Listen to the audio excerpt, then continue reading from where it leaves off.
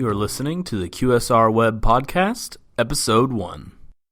At the Restaurant Franchising and Innovation Summit, executives from leading brands will share their success stories of the numerous ways they have innovated to grow their franchises. Attendees will gain insight and inspiration to help them be more progressive in every facet of their businesses. Register today at franchisinginnovation.com. Hello, and welcome to the very first edition of the QSR Web Podcast. I'm QSR Web and Pizza Marketplace Editor Shelley Whitehead, and I am delighted you're checking this out today. Each Friday, we'll have a brief roundup of QSR, pizza, fast casual, and food truck news, as well as an interview with a brand leader, a restaurant industry expert, focused on the things we believe our website readers want to hear about. So let's get started. We start, of course, with some news of the week across limited service, and it's been a week chock full of food safety concerns, from the latest news about fecal matter bacteria on London area McDonald's kiosk screens to the ongoing romaine lettuce E. coli problem that first hit the news last week. On the McDonald's story, a British newspaper conducted a study that had lab samples taken from 8 London area McDonald's stores kiosks and found all had fecal bacteria on them, creating a PR nightmare for the brand, not to mention the overall food service kiosk industry. Also, most restaurateurs still have a case of romaine on the brain after news that dozens were sickened by E. coli tainted romaine leaves this fall. The good news on that is that it appears that the infected romaine is now pretty much out of the system, and that it sounds like federal food safety officials have grown just as tired of the problems around this particular lettuce as restaurateurs have, and are now urging producers and distributors to label romaine with the harvest date and origination point. Across limited service categories, a couple of studies released this week are also perking up restaurant leaders' ears. Radiant Insights reported that the QSR industry globally should grow a healthy 5% over the next 5 years. And a lot of that dining dollar will likely go to delivery orders, according to a UK-based survey that found there's a huge shift taking place in the restaurant dollar away from dine-in and to delivered restaurant food. That comes from a Plan Day survey in October around the United Kingdom. In pizza this week, more bad news for the beleaguered Papa John's brand, which has apparently lost the interest of Trian Fund Management acquiring the brand, that through the Wall Street Journal. Fast casual editor Shara Kanzler said in that round this week, Starbucks has made a commitment to block customers from watching porn in its stores, while a New York City Council member is actually seeking to ban cashless restaurants there. And check out fastcasual.com's blog from the one chef who feels strongly about the importance of the plant forward movement and hopes readers will too after reading his thoughts. It's interesting. Finally, via foodtruckoperator.com this week, editor Elliot Maris said the number of food truck parks continues to grow, including a pair of food truck owners in Evans, Colorado, who recently opened a park called The Yard on the site of a former restaurant there. While in Brooklyn, New York, the owners of the Hill Country Barbecue Market revamped their property to a park known as Hill Country Food Park, with 6 different culinary concepts inspired by Austin, Texas, and its food trucks. And hold on just a second. We'll be right back after a quick break with Susie Badaracco, who is president of the food industry think tank Culinary Tides, and she is fascinating. I'm right back with this. Many of the fastest growing and most successful chains in the restaurant industry are embracing innovation throughout their operations. These forward-thinking brands are constantly looking for the next innovation. New technologies, new menu items, new marketing tactics, new training programs, etc., that will propel them to even greater heights. Come and learn these innovations at the Restaurant Franchising and Innovation Summit. Register today at franchisinginnovation.com. Okay, turning now to our interview guest for the day, allow me to introduce Susie Badaracco, president of the food industry think tank and forecasting company, Culinary Tides in Oregon. And Susie is filled with fascinating information about the trends restaurateurs need to know. Hello, Susie, and welcome. Hello there. You always bring such weird and wonderful ideas up from all over the planet around the food topic. So thank you for being here. And Thank if I you. could, I'd like to start with the restaurant year that was, if you don't mind. Can you tell us the trends that restaurant operators might just want to leave on the table at the end of this year as far as menu offerings that have run their courses? The past year, so we have been in an emotional stall in this country, so which means it's not a recession because it's not economically driven, but an emotional stall resembles a recession behaviorally. This past year and coming up, consumers are not grounded. They are not feeling confident. There's a lot of fear for a number of reasons. So what happens is last year and then going into this year, they revert back towards comfort food, partially. Not all the way back like a recession, but partially they retreat. So what they do is, and this year what we saw is they retreat back to historical or regional specific cuisines. Hybrids kind of came back, like, kind of cousins of the cronut, where you're taking two familiar things, putting them together. Comfort with a twist. I actually hate that phrase, but you get the picture. So not completely back to comfort food, which would be seen in a recession, but this kind of combination.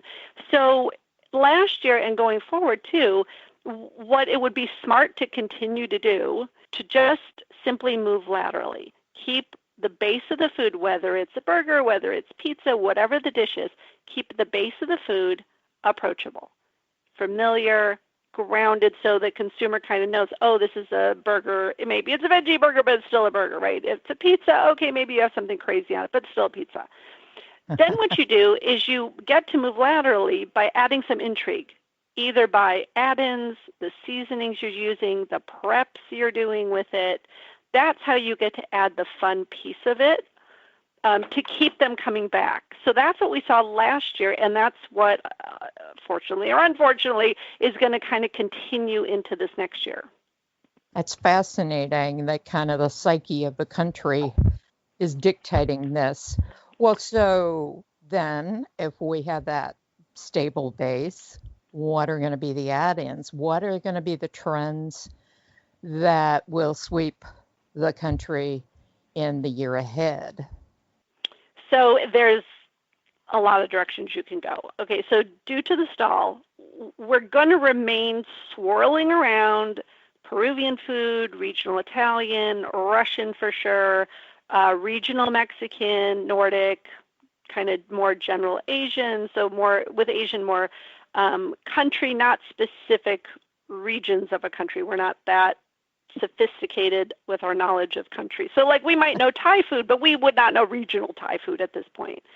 And then definitely southern USA is still going to be rolling around this year. So the rule of thumb right now is if it's a cuisine that we're fairly familiar with, let's say Mexican cuisine, what you want to do is you want to go regional. If it's one we're not familiar with, let's say Russian foods, you just want to stick with the global comfort foods of that country. You don't want to go regional quite yet because it would be too unfamiliar. So the trends that are going to continue for Southern cuisine get very specific, like Low Country, Gullah, Cajun Creole, Floridian, which is Florida and Cuba. And then Southern is traveling up the East Coast, so Ozark, Appalachian, Pennsylvania Dutch. Beyond this, you can go further into island territories around the southern U.S., so Cuban cuisine, definitely Puerto Rican cuisine, all of that's going to come in. If the stall continues, I would be looking at upper Midwest, Minnesota, Detroit, Chicago for ideas. So instead of Chicago pizza, try Detroit pizza. Nordic cuisine is quite approachable, especially in the bakery end. So that's where you can get into bread. So pizza can get into that as the base breads. Also, burgers can do that too with the bakery end of Scandinavian foods. And then if you are going to do Chicago, you don't just do Chicago pizza, you do some of the other Italian specialties that come out of that region. So see, the more you know the region and more familiar it is, kind of the more avant-garde you can be, the more sub-special you can be with that. So nationally, you're also going to see like regional barbecue, so very regional barbecue, right? Specific states, specific cities even coming into barbecue. Again, regional Mexican, Italian, you could go regional. Spanish, you could start going regional. Man, and you're gonna need an education in regional cuisines in order to go to the restaurant. Well, so that's why you. In a restaurant for consumers, you don't want to go regional unless it's already a flavor that's familiar, like Mexican or like Italian. Those you can then go regional. But right now, what consumers need is they need to feel grounded and in control and safe. So whatever you're doing, if you're doing something regional, you want to call it out. So you're kind of educating them on the menu, right? Either in what you're calling the dish or in the description of the dish. That's how you keep it approachable. If you start pulling regions that are super unfamiliar, or you start putting combinations together that, are very fusion, it's going to scare them, and they're not going to want to partake. They're just going to choose something else on the menu. Yeah, that does intimidate you as a customer. And right now exactly. And right now is not the time to intimidate anyone. Right now you have to, so the formula is, again, part of the dish has to be approachable, and then you get to have fun. So like if you're looking at Caribbean, something you want to put on the menu, think varietal citrus, think pepper sauces, think jerk coming in from Jamaica. If it's South America, some dish or some, twist on South America for like pizza or burger, then you're thinking like chimichurri. If it's Asian, then you're thinking sambal or adobo. If it's Eastern Bloc EU, then you're going sweet and sour, you're going fermented. Africa, you're doing harissa, dukkha, berbere. That's how you'll bring some of that fun little intrigue and a little bit of experimental to whatever the dish is. But you can do that with pizzas, you can do that with burgers, right? Because that base is very familiar to us, so it's not a stretch. It keeps them very grounded and safe. That's what I'm wondering about. I deal in the world of quick service and pizza. Mm-hmm. Quick service seems especially a challenge to me to implement these things because some of these brands are so unwieldy. I mean, how do you implement these types of trend-setting changes regularly into a quick service menu? If it was quick service and it was big, I would definitely introduce them as LTOs first off, just because like McDonald's is famous for doing LTOs, right? You just do a limited time offering, you see if it sticks or if it doesn't.